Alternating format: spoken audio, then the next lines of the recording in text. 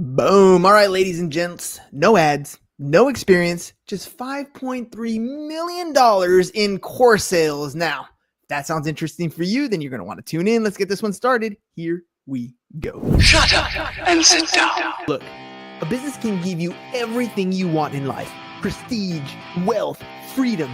It can also take everything away from you. This show is for those who are willing to take that risk. These are the real life stories of entrepreneurs. But before we start, I have one small favor to ask. Please leave a comment. It can be advice, critiques, tips, feedback, or share this with someone, because your engagement is the most valuable and most powerful form of social currency. So thank you, and welcome to another episode of Business Bros. Business Bros. He toured the world as a heavy metal guitarist, sharing stages with legends like Metallica.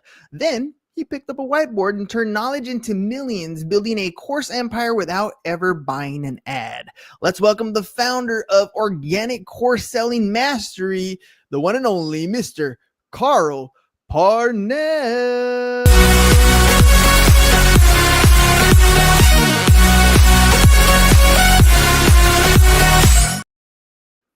Just like that, Carl, the show has begun. Welcome to the program. Hello, very excited to be here. Very excited to have a chat and share some tour stories potentially and some business stories. We'll see. Well, let's get the first one out of the way, the one that is right here on the headline. What was it like playing with Metallica, and what steered you into developing courses? Yeah, so pretty crazy. Obviously, I spent almost 20 years touring the world in a metal band. We shared a few we shared a few festival stages with Metallica. We didn't open for them directly, but same thing really. But that was just obviously just otherworldly. Just getting to see and share the same stage with childhood band. I used to do a paper round when I was like 12, 13, listening to Kill 'Em All, the first Metallica album, on my Walkman whilst I was doing my paper round. Then many years ago, meeting James Hetfield, and we did this tour in Australia. And they hosted a barbecue and we got to attend with Metallica. It was, crazy. So alongside that, obviously touring in a metal band, unless you're up there level wise, you make no money, of course. You do it for the enjoyment of getting drunk and seeing the world, and you can't complain. But it's definitely a young man's game. You can't do it sustainably when you're in the 30s beyond. So obviously it got to a point where I started to realize I need to actually earn a living outside of doing the band. So I actually had a job working at Microsoft testing video games on the Xbox console. That was my first proper job. You couldn't make it up. Touring the world and testing Xbox games. It's like teenage childhood dream. Heck yeah. I was somehow living it. And then, sure enough, I started doing internal programs and courses and stuff within Microsoft, kind of just teaching internally, that kind of thing. We're onboarding new people. And teaching them software, that kind of thing. Got to a point in my career with the band where I was like, okay, I'm too old now, I'm not enjoying it. And so I started to step away from that. And at the same time, still working at Microsoft, but I hit a limit. So I started working in marketing agencies. I just felt more compelled to do that as more of a career progression. And then sure enough, that sparked my interest in intriguing marketing. And I picked up affiliate marketing, the classic way that everyone starts affiliate marketing. This is a good 7-8 years ago now. A guy called Dean Holland, maybe you've heard of him, maybe you haven't, but he got me into affiliate marketing. He's a great guy, and taught me the basic fundamentals of marketing: funnels, copy, emails, automations, that kind of thing. And then so working at the marketing agencies, it's doing okay. Again, creating internal courses for clients and various different things, and picking up all the fundamentals that I know work in marketing at the time. Again, at the same time, I was getting kind of bored. I still didn't really subscribe to the whole, because imagine touring for 20 years to then going to an office and commuting. I was commuting an hour each way sometimes to sit in an office to grow someone else's business. And that never truly kind of clicked for me. So I was learning all the fundamentals, doing my work, the day job at the marketing agency. At the same time, I came across, again, another classic, drop shipping, e-commerce. So I was like, cool, that sounds like a fun business model. Let me give it a go. And got it to a point where I had 6-7 different stores. They were earning more than my job at the marketing agency. So sure enough, jump ship. I was finally free. Well, I didn't quit. I got fired because I just wasn't doing any work. I was punching in at the agency, but just sitting all day, where possible, just working on my stores and making more money and seeing these payments coming through on my phone. And I was like, damn, okay. So I essentially got fired. I was like, cool, the best thing that's ever happened to me. Finally on my own. Finally concentrated on doing the e-commerce dropshipping stores. And then sure enough, people started to identify I was doing really well these e-commerce stores. This is before people were kind of really using Facebook groups. So I just showed people what I was doing. I wasn't even saying I have a course or anything. I was just excited to share my results. It's like, I have this store. This is what it did, and didn't have an audience at the time. I was just friends and family and people that I used to go to school with, seeing these results, and they're like, "You have to show me how." And eventually I just thought, why don't I just start a Facebook group? Did that, grew it with people, filled it with people interested in dropshipping at the time. This is in 2017, 2018. And pre-sold the framework of what I would teach people if they were sat next to me to this brand new Facebook group. Did like 20 grand in sales, pre-selling a course I'd never made. Nice. My thought process was, if no one buys it, I'll never make it. I'll just go back to just doing the dropshipping. But 20 grand later, I was like, okay, now I have to make a course and deliver it to people. And that's kind of it. That's the abridged version of how I went from touring to selling my first course on my own, pre-selling it with a Facebook group. And it's just Well, let me take you back there, because I mean, a couple things, right? There are people who are always going through transitional times in their life. They have something maybe that they enjoy doing to transition to something they don't want to do, or eventually, hopefully, like in your case, you get to something you're not enjoying doing, and then you get to transition to something you get to enjoy doing again. So there are mind shifts that end up happening along the way. For example, rocking out and partying and playing video games, testing for Xbox, that's one very enjoyable time frame in life. But then you had to kind of shift the mindset over to, now I got to have this job, and I'm doing this 9 to 5, but I'm also kind of, not really enjoying that. And then kind of shifting over from, all right, well, thanks for firing me, letting me go. You're just giving me more time to work on these things that I want to work on. Now I have this freedom again, but in a whole different light. How do you transition? How do you go mindset shift like that from one extreme to another and then like successfully go forward? Is there any secret you had there or anything that kind of helped you stay focused to get that shift working? I guess it's more kind of fearless, I guess many years of playing in front of so many people, there's kind of a reduced amount of fear that would ordinarily happen with people. Because I've spoken with thousands of people over the years now, since obviously doing my business, and one of the main drivers is just the fear. They must sit within the confines of their job out of fear of what's the alternative. What if I try and do my own thing? Even though we know most people, if they put their minds to it and they truly believed in themselves, they would do incredibly well. But it's just that fear of the unknown, and that's what I kind of ran towards, was the fear of the unknown. I guess just out of intrigue, like. Worst case scenario, it doesn't pan out, I just get another job. Yeah. But best case scenario, I never have to get a job ever again. And that's so far what's happened in 7 years later. So I guess that's it really. It's just a little bit of focus goes a long way. Now, yeah. let me kind of shift over into your selling courses, because there's a lot of people who come up with coursework, come up with an entire syllabus, let's say, of what they're going to end up teaching people. They spend a lot of time developing, courses with chapters and videos and handouts and all kinds of stuff, only to find out nobody wants it.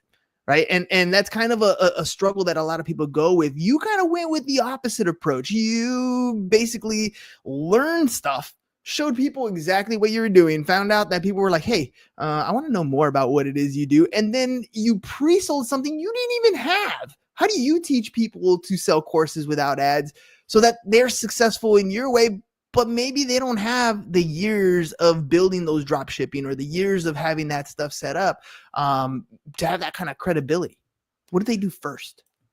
They just do what I did. You just share results that you've achieved yourself. Because obviously, you can sell courses, you can get loads of client results and et cetera, but everything starts from your own experience. That's the only requirement to having a good online course is your own experience. Because obviously the worst thing is people try and make a course on something they don't know about.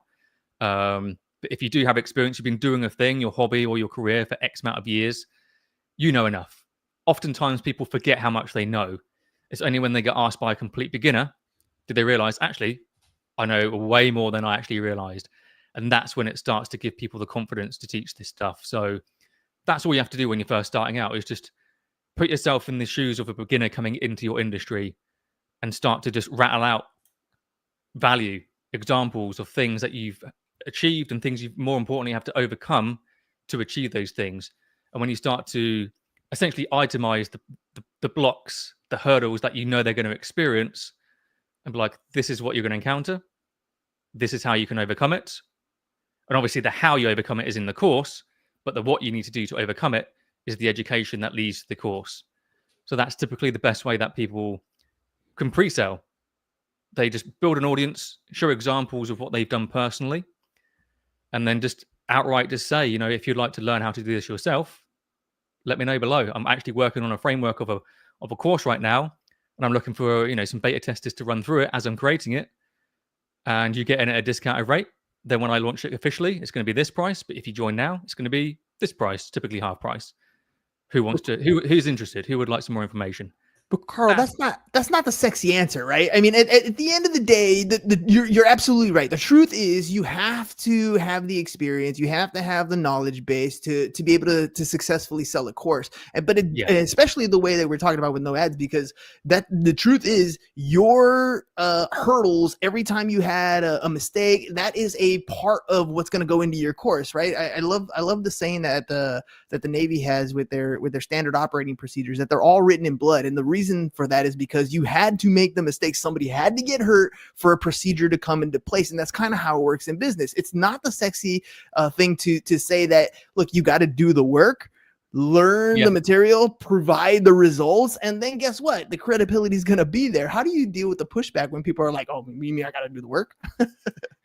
Oh, yeah, that's what I try and really just put out front. That's the first thing people need to realize is, there's huge potential here. You could, not easily, but you could, there's high probability you could make 10 grand a month, 100 grand a year by just simply teaching people what you know. But you need to teach people what you know first, that you have to have done it. You have to taken the path, fallen down, crashed in your own certain ways to know how to teach people. Because again, a cop-out answer for a lot of coaches these days is, if you don't know what to teach people, just use AI. And that's like, no, that's a big no for me. That's like where I teach aspects of AI in my program, of course, like helping people formulate course structure, but they have to punch in their own knowledge and information first. That's rule one. And then rule two is, you just have to be good at what you do and be willing to help people. Because again, putting yourself in the shoes of that beginner, that's always at the top of mind. That's like the exercise you should have coming into this. It's like always think about the beginner. Always think of what do you wish you had coming into your industry, coming into your hobby that you didn't have. And if that was rolled out to you in a red carpet of just knowledge, would that help you? Yes, it would. So that's what you need to really think and focus on when you're approaching course ideas from start to finish. Now, you mentioned AI here, and I know it's definitely one of those hot topics right now. And I think I agree with you. It's not the, let's say, it's not your crutch. It's got to be a tool, right? It's got to be the thing that helps you become more efficient, that helps you get better at what it is you're already doing, but it can't substitute for the experience and the lessons that you're learning. So what role do you have AI playing in scaling your organic course selling mastery? So in terms of my own business, my own day-to-day, I've used it. Again, I was never the biggest fan of AI until pretty much this year, to the point where I just launched a brand new webinar. It's called a short movie, but it's a webinar where I actually show the key differences in AI in the last year compared to the key differences of AI this year in terms of the IQ level of AI and what it can achieve. And that's kind of what's led me to actually take it seriously for the first time in my life, pretty much within the last kind of 3-4 months. So how I'm using AI is how most people should use AI. have an existing knowledge base. So I've got all my existing emails that I know have worked well, and scripts and various different things, and Q&A transcripts, and then punch it into AI and be like, create me some content, create me some, social media posts, some Instagram reels or YouTube content based on my own experience, based on my own tonality and the subject matter. That's what I've been really using it for. I know there's many, many layers that you can use it for, creating GPTs and various different things, which I'm currently working on a GPT to help people with the course structure, but that's about the extent of it. But it's great at repurposing your own existing material and matching your own tonality to a degree. But if you start from scratch and you just be like, AI, tell me how to make money, tell me how to make a course from scratch, don't do that. It's the lazy way out, and it's not sustainable, because obviously when you start getting clients and you've made a course in AI, people join and they start asking you questions directly. Let's say you jump on a coaching call with someone and they start asking you loads of questions. You can't be like, one sec, typing in AI. Okay, the AI says, you can't do that. You have to know off the top of your head what the answer is. Otherwise, you're not truly giving value to people. So that's my ethos with AI. It's a great tool. You can't ignore it. It's insane. But Yeah. I think AI is, if anything, it's allowing people to then pay a premium for people, because people can just go to AI, but it's very kind of, it's a yes man, isn't it? AI, it just tells you what you want to hear. But people want to then talk to a real person, I find, and that's what allows us to charge a premium. No, 100%. It could be your best friend. It could give you all the encouragement you want for it. It can definitely make things a lot easier, but it can't do it all for you. Not quite yet anyways. And you're absolutely right. It's exponentially getting better. When it first came out over in 2020, we were super impressed. And then, now I'm watching Yeti videos based on, text to video prompts. It's just intensely amazing what it's done. And by the way, I also teach high school, and in high school, I know we're having huge problems right now because the kids aren't learning. They're using it as a crutch. And so trying to figure out how to move this around so that it becomes a tool is definitely difficult. Now, you've had over 1,400 success stories. So you've seen what works and what doesn't work. What separates those who thrive and those who don't? It really boils down to tenacity, the willingness to consistently do work even when you hit hardships, because it is a business. Obviously I'm there to help people, but people will always hit levels and layers and blockers, of course, regardless of what you do and who you learn from. It's those that are willing to work through those and actually identify, okay, failure is a good thing, this didn't work, and then actually using your brain to figure out why didn't it work, digging into the numbers, digging into the stats, being a nerd, asking your own person that you're working with, like, here's what happened, here was the goal, here's what didn't work, here's what I did, what can we do to change it and try things and move forwards. If you have that mentality and you're relentless with that mentality, you will get very far. Because my own business is my business is just a series of failures. That is it. I don't just wake up and I've got money coming in my account. I wake up just feeling almost borderline insane of, okay, this isn't working. What can I do next? I'm always trying things. I'm always testing things.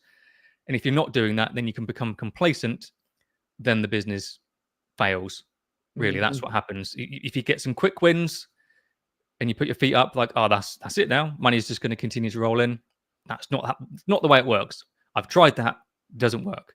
You always have to be reinventing, retrying. That's why I did a brand new webinar. My previous webinar has been live since 2021. And I was like, cool, it works. Let's just leave it alone. But sure enough, over the years, I've identified that it can be improved on. So I spent the last couple of months creating a brand new one from scratch. Didn't need to. The previous one still works. But even at my stage and my level, it's important to always try, test, fail, and then you win. It's the only way. I have a mentor that teaches different courses. Well, it's one course right now, but it's a 16-week course, and it's everything from learning how to use AI in marketing. And one of the greatest things I love about this particular mentor is that every 16 weeks when the new course comes out, it's always a new iteration of the one before, because there's always things that you need to improve on, especially in a world with AI where it's just advancing so quickly that you have to go in and say, okay, that's outdated, even though it was like, 6 months ago, that's outdated now. We need to update this until, to make it today's standards. And I think as students who acquire these courses, that's one of the things we definitely look for is it today, or did you write this 5 years ago, and maybe some of it might be relevant, that's still helpful, but not today. I want to know what's going on now. And I love that you're doing that. In fact, you've been recognized by like Tony Robbins, ClickFunnels, Kajabi, the course creation type stuff. What lessons from those experiences stick with you the most? Why is it that you got recognized by these guys? I guess my backstory kind of helped. I guess it's quite a unique backstory, but I guess it's just the results, the sheer determination of just, again, if the alternative is for this to fail and go back to a job, then that's not an alternative for me. That's just worst case scenario. Like, that's what's led me to just be so relentless in my pursuit of growth, and actually just enjoying the process of growth as well. So yeah, I got interviewed by, not Tony, but I met Tony at Dean Graziosi as well. Got interviewed in his house, and that was a really cool experience. Again, obviously, you think you're successful until you see people that are just leagues above, like Dean, like Tony. Is just almost unfathomable. But at the same time, you're like, it's just a human being. They have a heart, lungs, and blood. Absolutely no reason why we can't work towards that. And that's all I've done for many years now. There's always people doing better than you, and that's all you should focus on. Someone's done it, I know it's possible, and that's what I always. That's it. It's just a barometer. Okay, it's been done. It's been done by quite a few people now. I know it's possible, and that's what's allowed me to get all the awards. It's kind of out of focus. The Kajabi award there. I've got the ClickFunnels one over there. Cool to have, obviously. Cool to have in photos. It's the cheesy thing that everyone does with the 2 Comma Club award, but at the same time, I don't take for granted the work that was required to get it, because it's not easy to get. No, it's not. Obviously, the next one's the fancier one, the 2 Comma Club X one. That's halfway there, but again, what happened? I got the award, and it was in the post, and I looked at it, and I was like, "That's pretty cool." Took some photos with it, and then just got to work. Sat down at the computer, away we go. It's the only way. Yeah. For those of you who are not aware, the 2 Comma Club, it's sales, right? So you created a funnel that generated over $1 million in sales, the 2 commas, and so that's the award that you're getting. The 2 Comma X, I think that's a 10 million in sales. Yeah, that's the fun one. Yeah, that's a great one. So as you've built these funnels, and we said you haven't really been running any ads for that stuff, you still need to create a funnel. You still need to have a good process to acquire that attention, to send people through your funnel so that ultimately you're making those sales.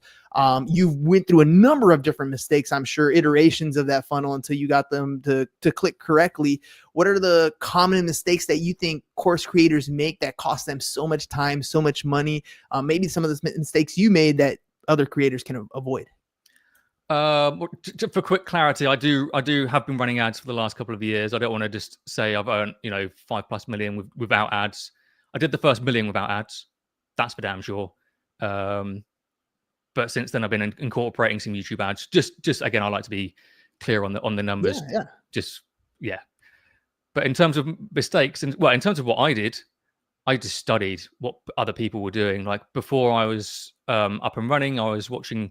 A huge fan of like Dan Henry, Sam Evans. Like, Sam Evans for me was like the guy. Like, he was the GOAT of the industry, at least in my eyes. And I was just relentlessly watching their materials, watching their webinars, just dissecting them, seeing the structure and the flow, and just trying to understand it from both sides, consumer and creator. And that's all I did. And that's all I've ever done, is just look to my peers and look to the people that have been ahead of me for many years and be like, okay, they've crafted this path. I'd be stupid to not at least follow the same patterns. So that's kind of what happened with my very first webinar or webinars. I've just done that. I've just looked at the flow and looked at the structure, then made it my own, put in my own attempted humor and obviously my own backstory and that, and it's worked, really. So that's really it. So obviously you can watch people and try and dissect what people are doing, or the fastest, smarter way is to learn from them directly. So yeah, I joined Dan Henry's program back in the day. I joined Sam Ovens' program back in the day. I joined his all the programs, the mastermind with Sam Ovens. So I was like, he's done all the hard work. So why would I be stupid to try and just guess what he did? Why don't I just work with him directly? That's what I've always been a huge proponent of and big fan of is, you identify the results that someone has. If you have the opportunity to learn from them and work from them, why wouldn't you do that? That's the smart way of doing it, of course. I 100% agree. They already made it. They already did it. There's already a path, a trail already there. You don't have to cut the trees down and pave your own path. It's already there. So why start your own when you can just follow the path that already exists? I 100% agree with you. A good mentor is one who's already done it. That's why the success of your courses work, because you've already done it. You've already gone through all those different landmines and broken your legs and busted your lip along the way. So the path is already there. It's ready to go. Let me ask you, because we're getting low on time here. Who are you looking for ideally? Who's somebody who could fit exactly what you're offering, what you're selling, what you're hoping to achieve? Who's your ideal audience here? Again, anyone that's good at what they do, regardless if it's your industry, you've been in a career for a while, or you've been doing a hobby for many, many years, and your time is limited. Certainly if you've been stuck in a job that you don't particularly enjoy, you don't enjoy colleagues, you don't enjoy your boss, because if you enjoy your boss, then you're in a minority. I'm happy for you, but we've all been there. We know, and you identify there's got to be a way out. It can't just be OnlyFans, because that is a chilling thought for a lot of people. If that's what you're into, cool, but for most of us, we wouldn't cut it on OnlyFans anyway. No one would give me money on OnlyFans. So exactly. Another option is already taking what you're already good at and just you're essentially making a digital clone of your brain, putting that into a course. And I guarantee if you're listening to this right now, you've been doing a thing and you're, again, putting yourself in the shoes of a beginner coming into what you're already good at. If you just sat down with them, let's say a day, hypothetically, they came around to your house and they're like, can you just teach me what you know so I can get results? Not the same as yours, but getting close to. You could sit down with, let's say, a friend or a family member for a few hours and figure out at least a structure of what you know, reverse engineering what you know into something that you could teach them. If you can do that, you can make an online course. And if you can make an online course, you just open up the entire world of people that want to learn what you already know. And away you go. And that's it. That's why I got clients from every niche that you can think of, like anything that you can think of: singers, gardeners, yoga teachers, herbalists, drummers, every single thing that you can think of. If they're already good at a thing, I've just helped them translate that into an online course structure and shown them how to market it and sell it. So that really is it. I can't think of a scenario where someone can't teach someone else with an online course. The only scenario is you don't know what you're doing and you're trying to make it up as you go along. That is it. If that's you, go and learn a thing first. If you're already good at a thing, come find me. I can help you. So how can they do that, Carl? If they want to reach out to you, they're good at something. They got friends, family that are always coming around, be like, hey, can you do this for me? Can you show me how to do this? I want to do this too. And they're thinking about it. They're like, man, I've been showing so many people. I should probably make a course. What's the first step? How do they reach out to you? Well, you can see the website below. That will take you to a free masterclass where I just show you. That's it. And if you want to learn more, you can find me. You can find me on, Facebook, on Instagram. Just send me a message like, hey, this is something I potentially could be a good idea for me. I'd like to know the viability. And I'll just tell people up front, like, tell me what you know, and I can tell you if it's viable as an online course. 9 times out of 10, it is. That's it. I like to be very upfront and blunt with people because that's the most important thing. But again, if you want to set aside 30 minutes, go on the website below and check out a masterclass. It will just show you everything from start to finish, and then we can potentially work together from there. All right, there it is, ladies and gentlemen. By the way, the website for those of you who are audio only, carlparnell.co, carlparnell.co, carlparnell.co is the website. Look, I get it. There's some of you who already have that skill set. You're thinking about putting a course together. You don't know where to start. You always want to go with a mentor who has already done it. Look, here's the other thing. I've noticed there's a lot of people who will call themselves a mentor, who will have a course and a website and a funnel that looks totally legit. But here's the difference. If you notice when Carl said, hey, I'm just going to show you what I do for free, and if you want to learn more, I'm here. That, to me, is one of the signs of a true successful mentor. Why? Because successful mentors know they can give you 98, or they can give you everything, every tool, everything that they do, they will show you. And they know that 98% of you won't actually do it. You'll know that's why they do it. They know here's everything you need, but we know that you're not going to do it. Right. And that's, I think, one of the biggest signs of a mentor. And Carl's showing you right there. He's like, go to my website, carlparnell.co.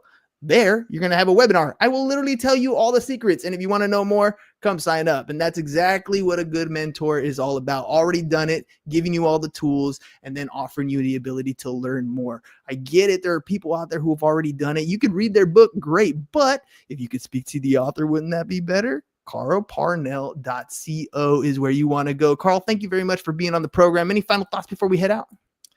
No, it's just a pleasure to meet you, and be a pleasure to share my interesting story with everyone that's listening today. And just know that you are meant for more. You can achieve more. It's cheesy, but it's true. So believe in yourself, and amazing things will happen. That is it. You are destined for more, and it's your destiny to achieve more. Perfect. Hey, I got a fun little last question for you.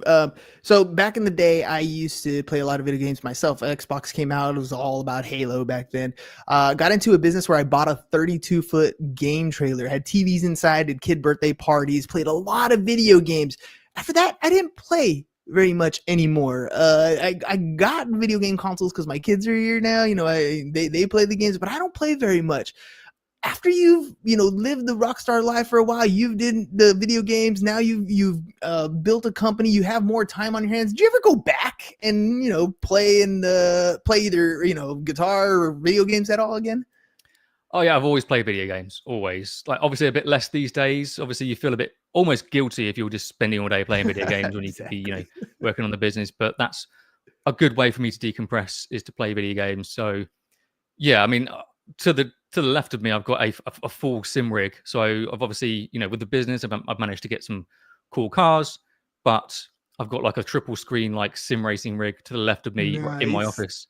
So I can go around all the tracks around the world without obviously the concern of dying in a crash. So that's what I love to do. And then, yeah, I still play some classics or modern classics. My absolute favorite is probably the Last of Us series. If you're going to pick up a game, play The Last of Us. I believe that those two are almost perfect in terms of video games. And Red Dead Redemption 2. Those two are my standouts, I think. Red Dead Redemption 2 and The Last of Us 2. If you play video games and you play those, you know what I'm talking about. So you know what's up. You like the first-person shooters and the suspense and the bum, and you got 3 screens to play it on. That's the way to do it. Carl, thank you very much for being on the program. Ladies and gentlemen, carlparnell.co. I mean, a mentor who's already done it, who's rocking and rolling literally before and still doing it today, selling courses. If you're ready to sell a course, that's where you want to go. Carl, thank you very much for being on the program. Ladies and gentlemen, we'll catch you guys on the next one. Peace. And we're out. It's over. Go home. Is your business in need of marketing? Try starting a podcast, but not just any podcast. Podcast like a pro.